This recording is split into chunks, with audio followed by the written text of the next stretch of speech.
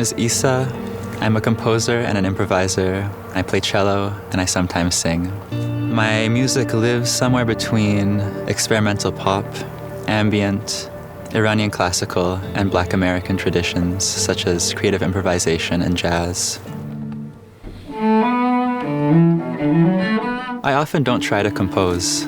Sometimes I'll be improvising on my cello and a melody comes and it grows into a piece. Sometimes I'll be vocal stimming and I'll have a pop hook that I'll record on my phone.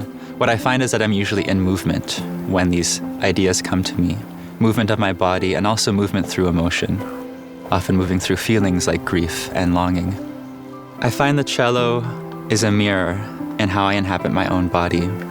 I often feel like I can cry through my cello, I can laugh through my cello, I can breathe through my cello.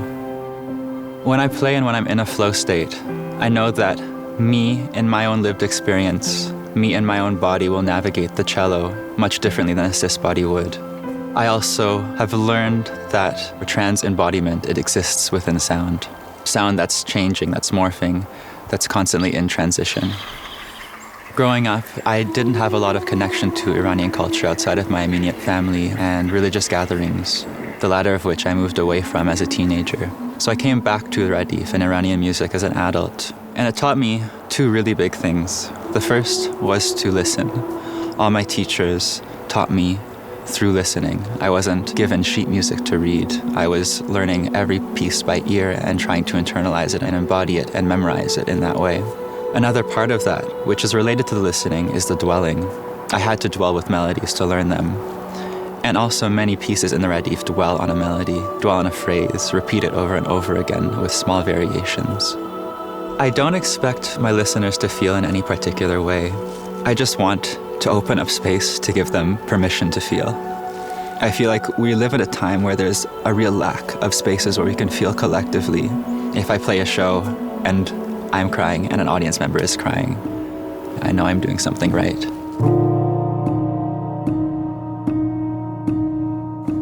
So this track I'm going to play is from my project called Deana, Delam, and it's a slow-moving, layered, ambient project.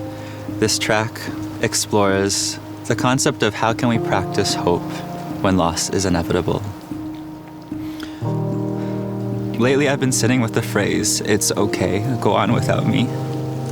And that really informed this piece, and I think it grew during this residency. All of us within our lifetimes will come to a moment where we need to depart.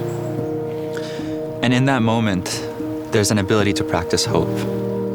There's a deep grief of never being able to see our loved ones again, but there's also a space where we can say, continue on without us. And I find that to be both so beautiful and so gut-wrenching. And this piece tries to hold all that.